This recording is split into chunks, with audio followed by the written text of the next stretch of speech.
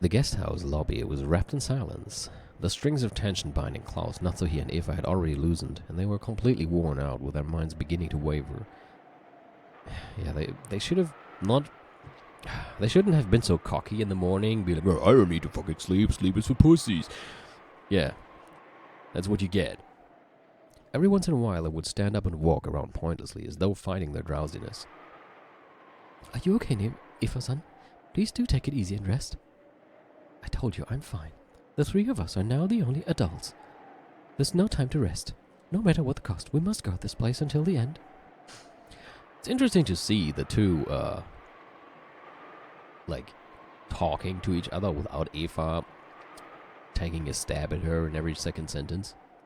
But I mean, it's really not the right time for it. She spoke bravely, but she couldn't hide her rough breathing. It seemed that the fever, which had been calmed with medicine for a short time, had returned. It was very obvious that Eva's health was not good. Take it easy. At least close your eyes. If something happens that you need to be awake for, we will definitely wake you. That isn't a typo. Definitely. I'm telling you I'm fine. Leave me alone. It seemed she was already unwilling to budge.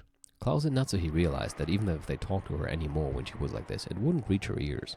So without saying anything more, they decided to let her be. To Eva right now, even having an argument like that would be burdensome. It would probably be better for her buddy if she just sat there with her mouth closed. In truth, Eva was just a step away from being beaten down by drowsiness. Perhaps she shot back at them with a temper because she was trying to rouse herself and throw off her sleepiness. The clock would be pointing to 6 in the afternoon very soon. She'd had several snacks to distract herself from her drowsiness, so she didn't feel hungry, but now her lack of sleep made it feel like it was 6 in the morning, not the afternoon. Even supposing that the boat came at precisely 9 in the morning tomorrow, they still had more than 12 full hours to go. It was an overwhelmingly long stretch of time. You need to sleep, girl. Long, painful, hot. Even the sound of the clock torments my body now. In times like this, when that person puts his hand on my forehead, the fever fades at once, but that person no longer exists. As Eva's mind grew foggy, she was once again gripped by a deep sadness. She had already cried herself dry. Even so, the sadness of losing her beloved husband had not been exhausted. I was wrong. What do you mean? The new witch and Eva were fundamentally the same being. If Eva talked to her, she would always respond. I thought that if I could gain the position of the Shiromiya family head, that alone would be enough. But then, as soon as I saw that mountain of gold, my greed grew. I was struck by a desire to have that mountain all to myself. It's nothing to be ashamed of. After all, it's your natural right as the Shiromiya family head. How could you give up even a bit of it to anyone else? I was gripped by that temptation, which is why you were born, while you were a young girl version of me. At the same time, you are also my self-centered evil heart. Because of my foolish greed, sprouted by that mountain of gold, the shell of the egg that is my heart cracked, and you were born into this world. I am responsible for your birth. In that case, when I killed Rose and Maria, and then Rudolph, Kiri, and Hideyoshi, you were responsible for that too. Why did you kill my husband too? Why? I didn't want to kill Hideyoshi. He was just so annoying and persistent. And that's your fault. It's your fault for choosing a husband like that. A child like you cannot understand what made that man so wonderful. Oh dear. What the heck? Our dreams were made real with magic, right? We solved the riddle of the epitaph. Then we found the gold and got the head's ring. All of her dreams came fully true, right? What more could you want? Those weren't all of my dreams. What about living a wonderful life with a person, giving George an excellent life? I still have many dreams that haven't come true, as a wife, as a mother, and yet, those are just extra dreams you added after becoming an adult. They aren't my dreams. That's because you're a child. Do you only care about what's best for yourself? That's right, everything is my fault. Back then, why did I resist doing what Rosa told me to? Why couldn't I announce to all of the siblings that I had found the gold? Yeah, I thought about that as well earlier. Like, why didn't you just say that? Everything could have turned out differently. It's all because I'm so hideous. My evil heart, which sprouted from my desire to have all that gold for myself, caused you to hatch. Especially if you consider that even if she had given, some of the gold away, it still would have been so fucking much. That's what you get for being greedy, man. Looks like you really hate me, even though we're both Oshiromiya Eva. No, that isn't true anymore, and it was you who said it. I am Oshiromiya Eva, and you are the Golden Witch Beatrice, so just disappear. Witches are imaginary illusions that only exist in fairy tales. Things like you should just disappear. Never appear in front of me again. Yeah, you're right. I understand. I'll disappear from in front of you. And I am no longer Oshiromiya Eva. From now on, I'm the Golden Witch Beatrice. I thought you already were. You said that before.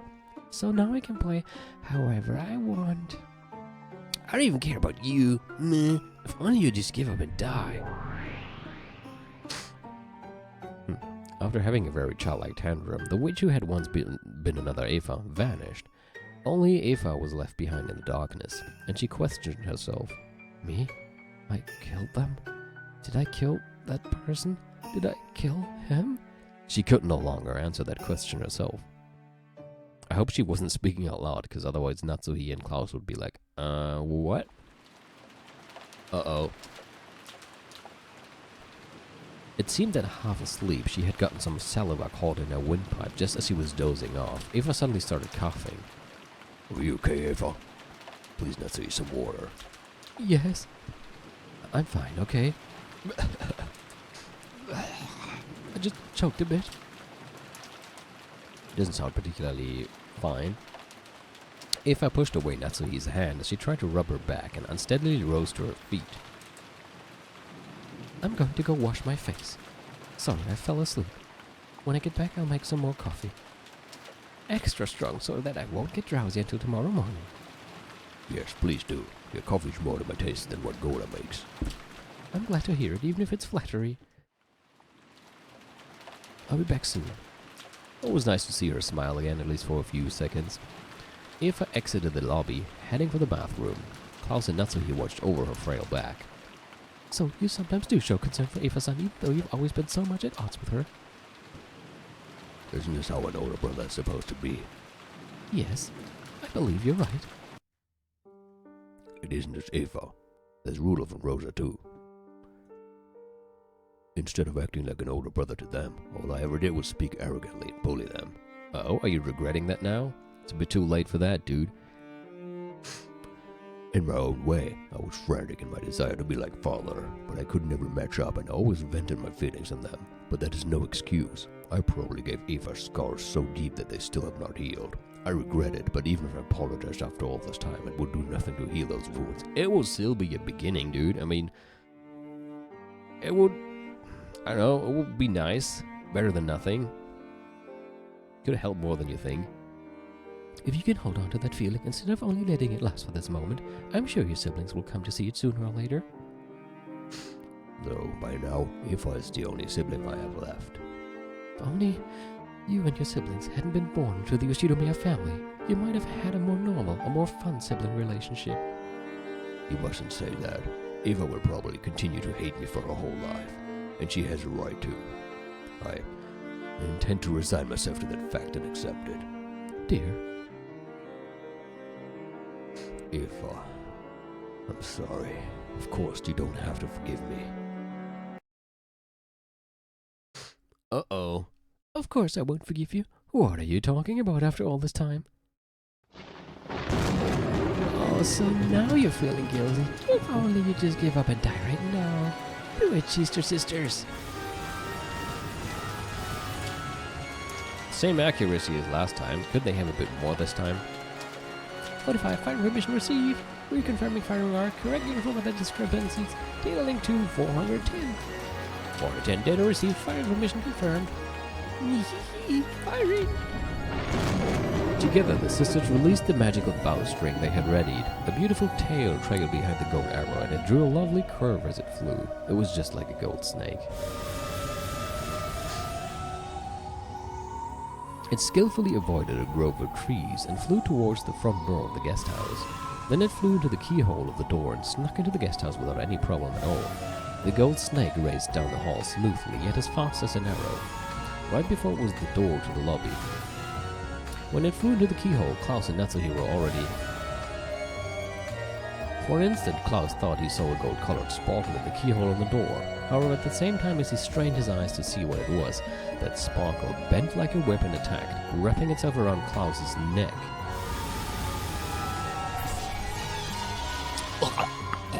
Just looking at it, the gold snake seemed very supple. However, it was as though a wire had tightened around Klaus's neck. And while that snake choked Klaus, it extended even more and also tightened around Natsuhi's neck. Without even a chance to scream, their eyes bulged as they went into convulsions and then collapsed. 45 hit and kill confirmed. Formulating towing curve, revising capture points. Data link to 410. 410 data received. Initiating hop towing. We got both of them. Yeah. Fucking Kokichi, man. I don't want to see his damn face again.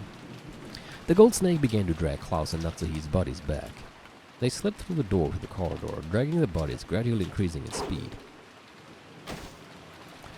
and rapidly pulled them outside the guest house. So the lobby was silent, as though nothing had happened, as though Klaus and Natsuhi had not been there since the beginning. Only the sound of the wind and the rain remained, as if they were playing dumb, pretending to be the only ones there. Sorry, I'm fine. I'll go make some coffee. Eva returned from the bathroom, but no one was in the lobby. Even though they had supposedly been in that sofa until the moment she had choked and gone to the bathroom, they were gone, as if they'd been an illusion from the very beginning. Exactly, that is what is written there, beginning. How careless of them. Where did those two go off to together? Well, I can tell you where I'll go off to together. Not together, alone right now, to the bathroom, because I drank too much tea. I'll be right back. Okay.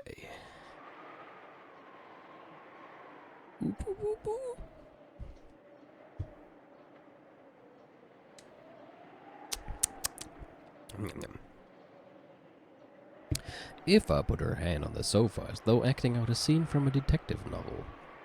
She felt a warmth that meant they had been sitting there until a short while ago.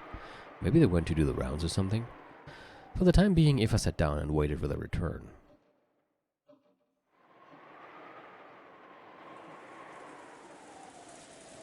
Yeah, they're not gonna return, are they?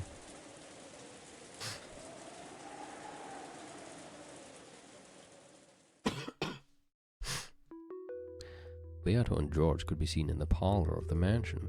George was kneeling near Shannon's body as though praying. His face was serious and there was even sweat on his forehead. However, Beato was the same. Now that she had handed her name over, most of her previous power had been lost. Of course, she still had more than enough power to be called a witch, but compared to the past, it was a very faint thing. Good. Don't talk to her, don't touch her with your hand. Call to her with the voice of your heart, and seek her with the hand of your heart. Only your strong feelings can make my magic reach Shannon's lost soul. George kept praying earnestly and silently. He kept frantically yelling inside his heart, trying to call back the soul of the person he loved. He strongly envisioned his soul leaving his body and searching for her as she wandered through the land of the dead. Beato turned that strong force into magical power that supplemented her own magic. This was magic that in the past she could have performed easily without anyone's help. But now, if she didn't rely on someone's assistance, she wouldn't be able to finish the chant, much less succeed. I had forgotten for several centuries. Was magic, was resurrection always this difficult? Beato was wearing an even more strained expression than George. It had slipped her mind, but originally the magic to revive her life was the ultimate hidden art.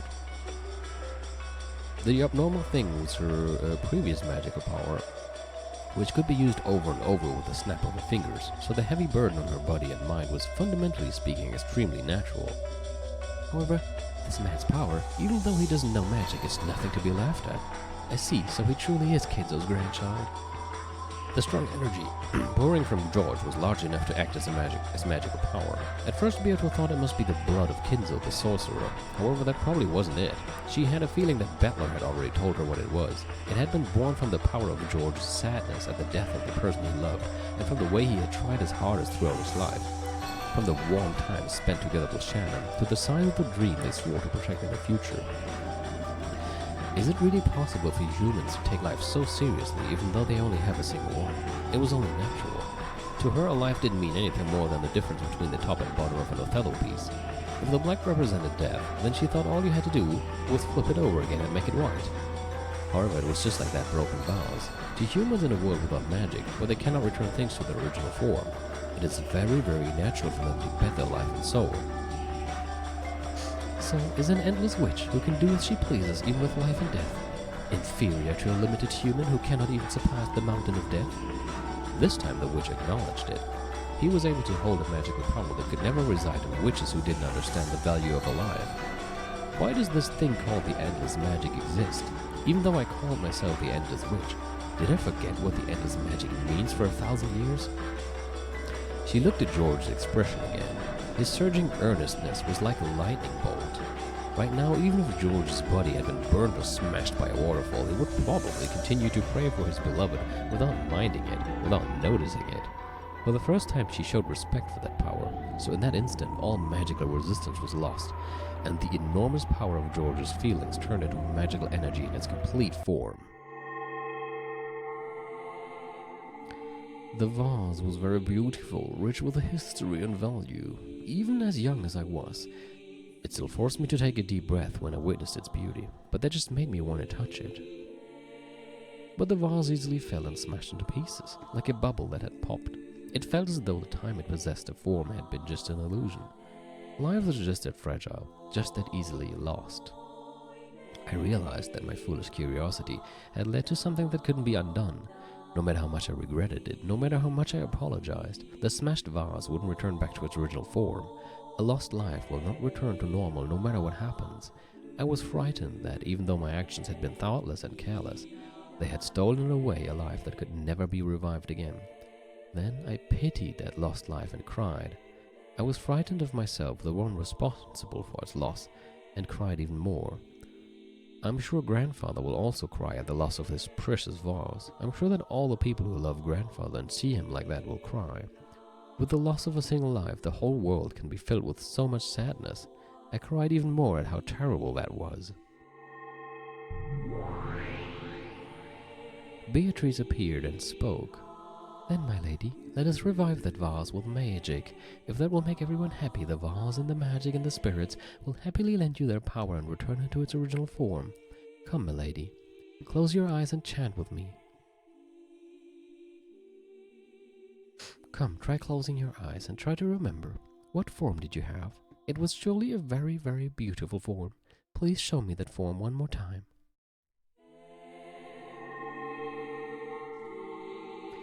Once again, this is going to the directions I never foresaw.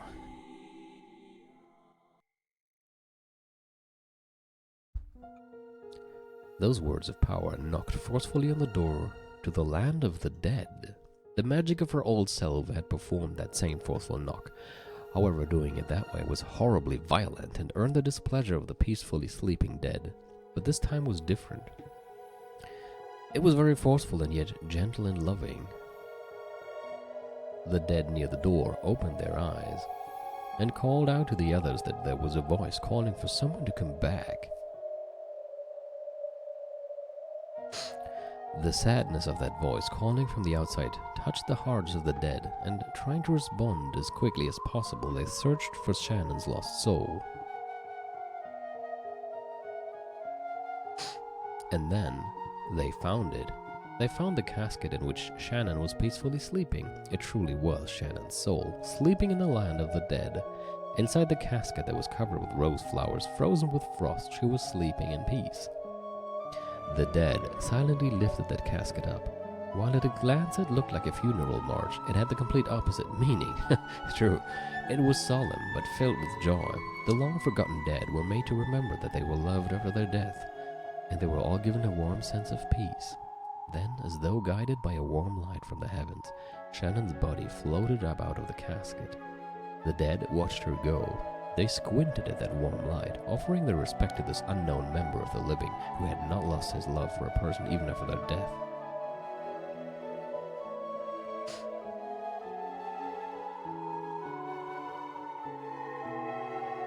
Shannon's body was enveloped in the light from the heavens and began to disappear. In the jet-black darkness of the land of the dead, the faint flickering of gold butterflies could be seen. It reminded them of the gentle stars in the night sky, which they had long forgotten.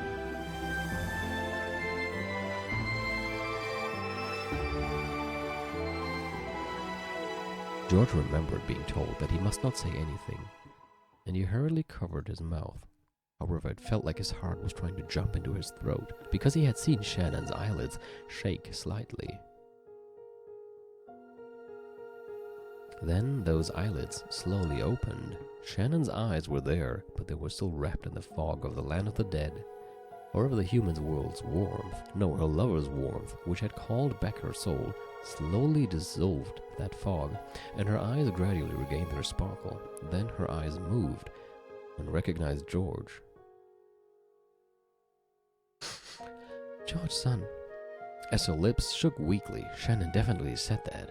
The words were very faint, so much so that they normally wouldn't have reached his ears. However, George clearly heard them. He heard the person he cared for, his fiancée, the one he loved most and who should have been dead, call his name once again. Shannon, Shannon, do you know who I am? George, son, is this a dream? No, this isn't a dream. Come on, see here. Even if I pinch you, you won't wake up. As George said that, he softly pinched Shannon's cheek.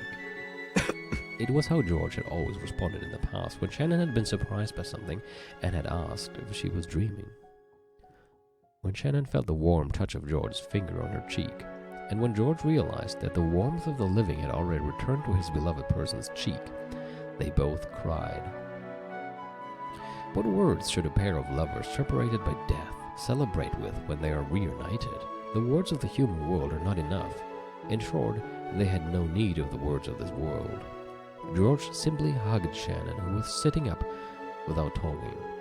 Shannon's strength was still feeble, and putting her arms around George's back took all she had, so George hugged her tightly to make up for that. To stop each other from going once more to a place the other's hand couldn't reach, they hugged each other so tightly and yet so gently. As Shannon's fingers curled around George's back, on her ring finger, the engagement ring George had given her definitely shone. That strong glint certainly wasn't just the sparkle of diamond. There definitely was a magical power that only the two lovers could possibly feel. It was because that strong light existed that they had been able to find her casket in the land of the dead. Beato understood. That ring, no, the feelings of the pair embodied in that ring were a miracle made real. In that moment, George definitely used magic. Beato had done nothing more than help him along. That magic had a power that could only reside in those who knew of the importance of life, who knew what it meant to try with all one's might. It was the power of a miracle, one that the endless witch couldn't possibly know of, a miracle that only the power of the finite could give rise to. By now she had no choice but to accept it.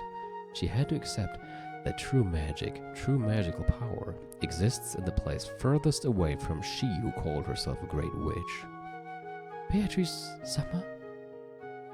She brought you back to life. Thank you, Beatrice. No, I did nothing. What revived Shannon was your magical power. It was your magic. The Yoshidomiya blood, which makes miracles come true. Julie saw you through. Your son revived me? Indeed. It was an incredible display of magical power, one that I could not hope to compete with. So I am still nothing more than an apprentice.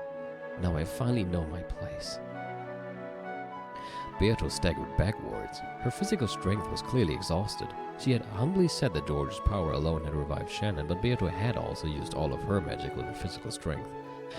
And she reflected upon how difficult it was to revive a single life, something she had been able to play around with however she wanted to in the past. The couple kept on embracing each other tightly. By doing that, those feelings that couldn't be communicated with a billion words were shared.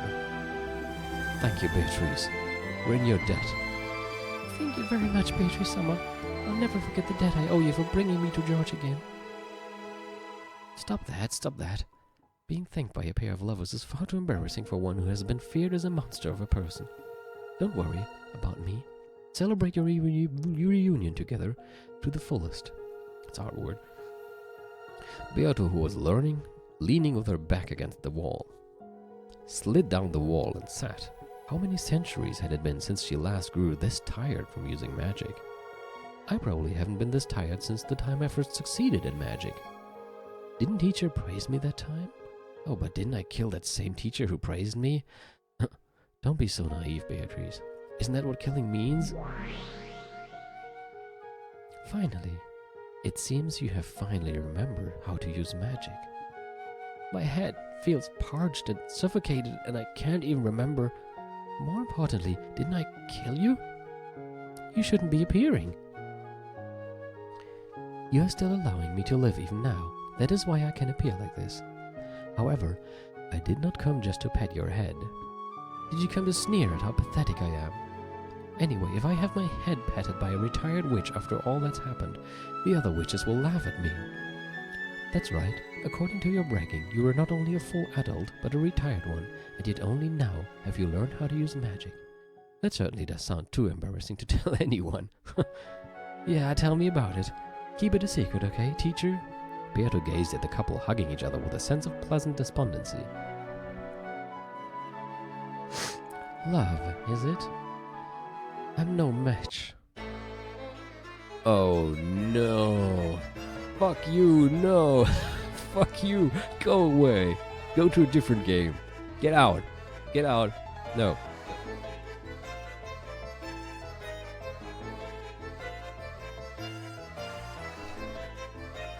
Fuck you. Fire preparations concluded. Ammo type selected and loaded. Order 10, firing, hee hee. The gold snake arrow fired by the cheesters weaved its way through the bushes in the rose garden, weaved its way through the hedges, and climbed the stone steps towards the mansion's entrance, aiming for the keyhole. It weaved through the corridors and flew into the keyhole on the door to the parlor. It happened in an instant. One could hardly blame Beato, who was completely worn out, for not noticing it beforehand. Right before Beato's eyes, the gold snake flew in through the keyhole, surrounded the two lovers, and pierced the two hearts in a blink of an eye. Fuck you, in every possible position. Furthermore, the gold snake faithfully pierced a hole through Shannon's chest once more. What do you mean once more? Did you pierce it before, or did you just mean because it was pierced before by something else, it was pierced once more? The two hearts were pierced by that gold snake, no, by that gold sewing thread of the new brutal witch's furniture, and it had happened in an instant, mocking the amount of effort it had taken to revive Shannon. I think George is still gonna be happy. He said if at least he can talk to her or like see her once more, would already be, he would give his life for that, and I guess that came true. Before Beato's shocked eyes, the two fell over and landed on the floor. George, Shannon? Thank you, Beatrice, for letting us meet, even just for a short while. Thank you. George spent his last breath thanking Beato and died alongside the one he loved. The gold snake, which still soothed the two in place, spun like a large cyclone, revolving around the inside of the parlor. Wait, that's sewed. That's the mean word that you pronounce to sew. I was wondering for a second what it was saying, but it's that word. It was searching for further prey in that room. Then the tip of the snake met Beato's gaze. In that instant, Beato was prepared to die. At that moment, Virgilia stood in front of her, the fingers of both her hands drawing a seal. Instantly, gold-colored gold leaf buried the inside of the parlor. It was like a blizzard of gold. Beato, run while you can. No one can escape from the Cheester's golden bow. 410 target lost. Yeah, it's magical chaff. 45, roger that. Oh, I know what chaff is from. The chaff grenades in Metal Gear Solid. Modifying search algorithm. Switching to anti-personal image-based tracking. Target lock reacquired. Data link to 410. 410 data received. Too slow predecessors, Emma. Coming. Impact. What, they're gonna kill Beatrice now? What in the world? Prey targeted by the Cheester sisters' golden bow did not escape. It could not be blocked. No magical barrier could even dream of blocking it without being multi-layered. The gap opened during that instant of confusion caused by Virgilia's deception magic was Beato's only chance to escape, and it was the only chance to make the sisters confuse Virgilia for Beato. Oh, I see. As Virgilia spread her arms wide, blocking the way to her beloved disciple, the gold snake pierced straight through her heart. But, I mean, she's already dead anyway, isn't she? After sneaking in through the keyhole, the snake shot through George Shannon and then Virgilia in an instant, completely failing to notice Beato as she used that instant to escape.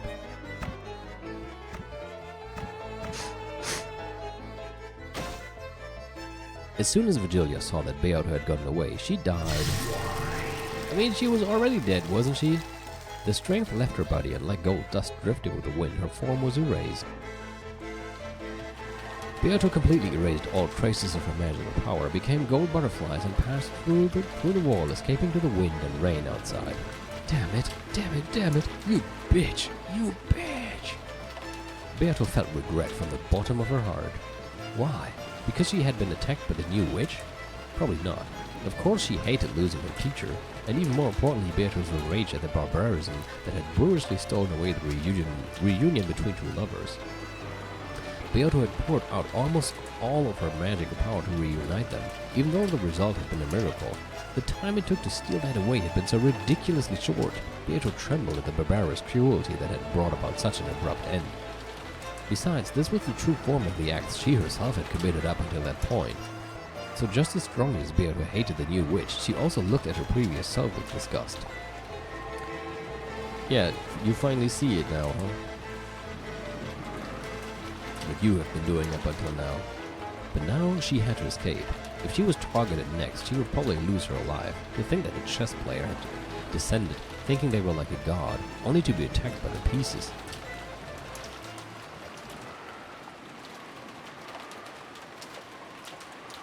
"45 impact confirmed, target scattered. Without a doubt, we crushed the predecessor summer. Looks like our pile of kill medals is gonna get bigger again, yeah. What was that about loving couples? You get to enjoy tearing the two apart by death, reuniting them, and then tearing them apart again, right? I'm along with that. I get to say goodbye to the damn fussy old hag. Renove, you don't have any complaints, right?" "I do not. Beatrice Summer, you fucking bitch." "That person interfered with the ceremony of the witch's epitaph, you see. She revived a sacrifice from the first twilight without permission, obstructing my ceremony. She's got no right at all to complain.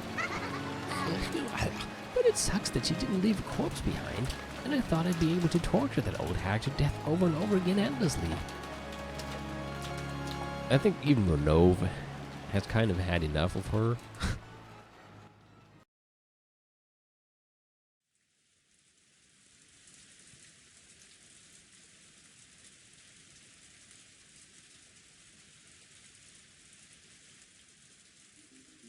George did? No, I didn't see him. When did he come down? When, you say? What hour was that again? I think it was probably around 4 or 5. At the very least, it was more than an hour ago. We got sleepy and probably dozed off after that. But I think it's probably like Jessica says, about 1 or 2 hours ago. I also remember something from around that time. I was asked if I wanted more coffee. Something hard to believe had happened. Apparently when Aunt Eva had left for a second to wash her hands, Uncle Klaus and Aunt Nathalie had disappeared. There's no way they went hiding somewhere. Of course the doors and windows had all been rigorously checked, and all were locked from the inside. Not one of them was broken.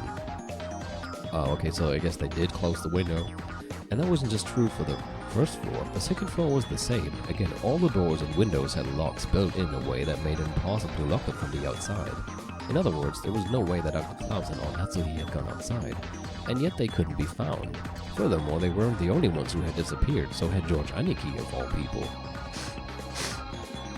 George Aniki had left saying he was going to get more coffee, and had gone downstairs to more than an hour earlier. We'd assumed that he was having a conversation with Aunt Eva and the rest, but Aunt Eva, who had been in the lobby the whole time, said that no one had come down.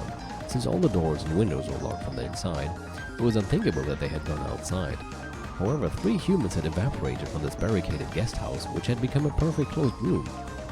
In a situation like this, we couldn't imagine that it was because they were playing hide and seek and trying to scare us with a prank. Yeah, definitely not. It was probably reasonable to assume that they had been caught up in this crime.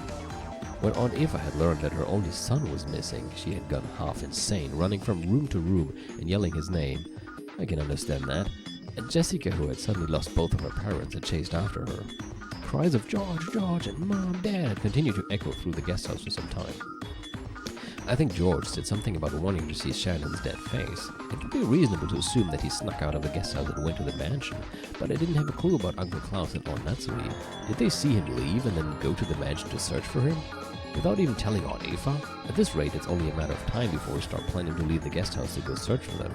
When that time comes, I'll agree. We had thought staying holed up in the guest house would be safe, which was why our big happy group of 12 people locked themselves up here this morning, and yet, well, there's only 4 of us left. That means staying here is no guarantee of safety, yeah, because everybody keeps being an idiot and leaving. However, there's one thing we can't afford to forget. All the doors and windows were all locked from the inside. This is a closed room. How did they manage to vanish from this place? Hey, it's a different closed room this time, at least it's a variation of.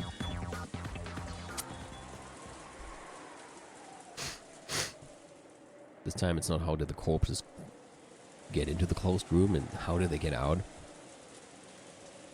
We searched around thoroughly. However, we couldn't find any traces of someone hiding. The 3 of them had almost certainly been taken outside the guest house. I wonder how it was done. You don't think there might be something like a hidden door? A hidden door? The doors and the windows were built in a way that makes them impossible to lock from the outside. Even using a flashlight, it will probably be impossible with the way they're constructed. So it may be reasonable to assume that they left via something other than a door or a window. You're right. That does make logical sense. No, one can be sure that no hidden doors exist. However, before leaping to that conclusion, I suspect a much simpler possibility. And what would that be? For some time, Bettler had been opening windows, opening shutters, and checking outside, repeating this for each window. This window is pretty quiet. I see, unlike the other windows, because of how the building is shaped, the wind doesn't blow into this one. It appears that way. It feels strange that no wind or rain comes in even though there's so much of it outside. Dr. Nanjo, when I opened the window just now, did you hear a sound? Huh? No, I did not notice it. I believe it is well oiled. In other words, it's possible to slink through a window in the hallway when no one is looking. Furthermore, the wind doesn't blow in through this window, so the air pressure wouldn't cause the curtains or door to make a sound. It will be quiet. Bettel leaned forward and looked at the ground below. He was searching for some sign that George had jumped down, but at a glance he didn't see any mark like that on the grass in the middle of the pouring rain. There might also be a window like this on the first floor. It would be possible to go outside without anyone noticing. However, not only the doors, but the windows too are all locked, and the shutters are even down as well, correct? It may be possible to go out through them, but you couldn't lock them afterwards. Sure you can lock them, just like this. Bettler closed the window and locked it as though this was perfectly obvious. Bettler, son, you aren't saying... If someone inside locked it afterwards, this closed room is as easy as pie. Huh. Well, that means... Oh... Nanjo turned pale and shook his head several times, because the thing Bettler had said had forced him to face a fact that was frightening even to imagine. It's only if the trick I'm thinking of actually happened, okay? However, with this trick, only a very limited number of people can be suspected. He didn't want to say it in front of Nanjo, but after eliminating Jessica, who had been with him the whole time, only Nanjo and Eva could have done it. I did not do anything of the sort. Yes, I swear it. In this case, it becomes a battle between Aunt Eva and Dr. Nanjo for an alibi. We just have to suspect both of you and can find the 2 of you separately. To say the other way around, the more survivors there are, the more effective this trick might be. But since our numbers have shrunk so much, it isn't effective at all. No, on the contrary, there'd be a chance of having your own neck strangled by using it. It would have been more advantageous to make it look like the culprit was outside, to intentionally leave a door unlocked or break a window. If this disappearance drama had taken place midday today, I'd be able to claim this theory with full confidence. However, at this stage, I'm not confident at all. What's going on here? What in the world does it mean? This is a closed room. You don't think, Huh? What is it, Dr. Nanjo? Even if it's just a thought, please say it. Nanjo looked like he was trying to swallow his words, even though he'd thought of something, so I urged him on. After Dr. Nanjo refused several times, saying that it was just a foolish idea, he finally said it out loud. Well, don't you think this might actually be the work of the witch? Ridiculous. There's no way witches exist.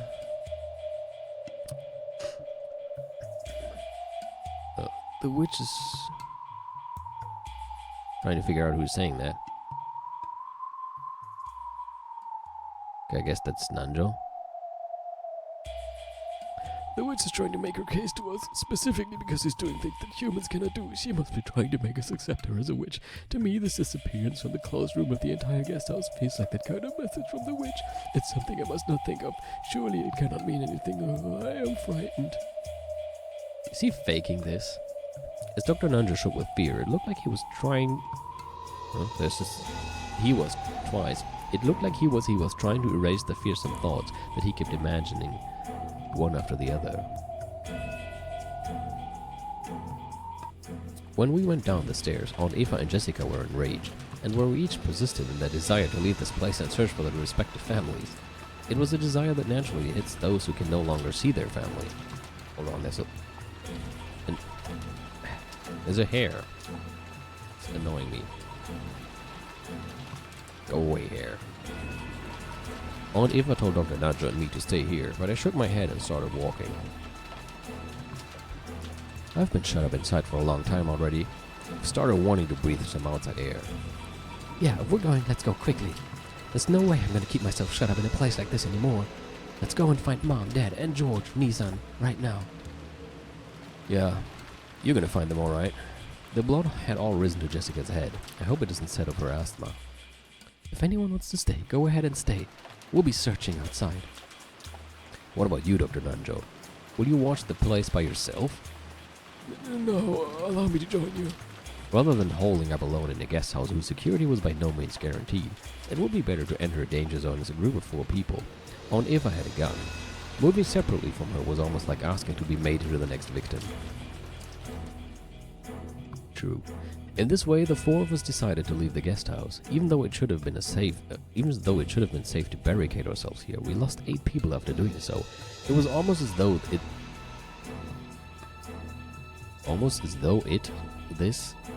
I think the it shouldn't be there either. It was almost as though this was a holding cell from which the sacrifices could be killed one after another. We removed the chain, unlocked the front door and opened it. It was already pitch black. While there were some lights outside that dimly lit the pathway, they didn't have enough power to pierce the darkness that some suspicious person might be hiding in. I'm going. If you fall behind, you're on your own, okay? Still holding her gun, Aunt Eva dashed out without an umbrella. Jessica followed after her. After glancing at each other, Dr. Nanja and I chased after them. What in the world is happening in this mansion on this island? I've just been shut up in the guest house with the rest of the cousins since yesterday, so I don't know anything about what's going on outside. Just what is happening that I don't know about? Outside this room, in the mansion, on this island. Everything is happening, everything is proceeding, and everything is ending without my knowing it. Somewhere in my heart I've already started giving up. Most likely, not one of us will see tomorrow morning. When the seagulls cry, nobody will be left alive.